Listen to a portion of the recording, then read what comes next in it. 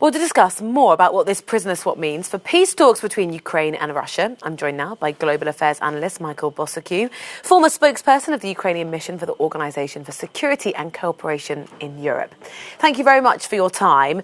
We heard there already in our report that there had been some criticism of Zelensky, that perhaps this hadn't been a fair trade. For which side do you think this played more into their hands? Good morning, Rosie. Well, definitely played into the hands of Vladimir Putin. Like in the last prisoner swap, where at the last minute they demanded a so-called person of interest in the MH17 case that Dutch investigators wanted to interview.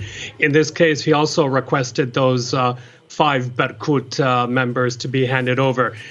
I cannot overstate the significance of that handover of these 5 gentlemen. I can say that they're probably the most hated, despised men in Ukraine for what they did.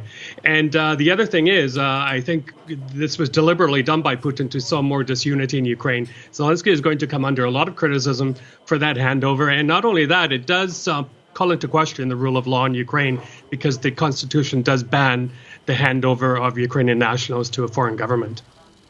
Zelensky really campaigned on a promise that he was going to restore peace in this area. Might the sacrifices to do so be too great? It could be. I mean, right now, there are 3 disengagement zones where there's supposed to be peace, ceasefire. There is no ceasefire, according to the OSCE. And the leaders in Europe, which, obviously they're trying to spin this as positive PR, but they want 3 more disengagement zones as well as a ceasefire in a couple of days' time, in other words, by the end of the year. But the prospects for peace are not very high at the moment, I must say. Some of the more contentious things that Russia and Ukraine have got to agree on, if possible, is things like local elections in eastern Ukraine, who should control the border. Now we've had a little bit of movement with this prisoner swap. Do you think those bigger, more contentious issues, there might be space for traction now? Yeah, well, I mean, the swap is a kind of confidence-building measure between the 2 sides. So there was also the gas contract that was signed.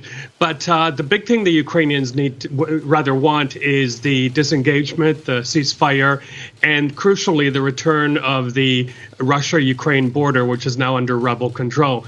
That has to happen before Zelensky can agree to those elections and perhaps giving semi-autonomy to those rebel regions. But a long way to go, I'm afraid, until we see that happen. So what would it take for that to be the case?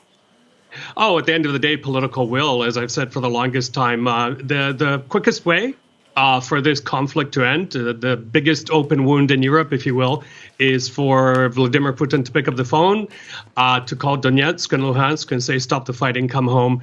And with that type of political will from the Kremlin, that will end this very quickly and things can move forward. But I think Putin uses this conflict as a way to turn up the heat or turn down the heat on Ukraine as he requires.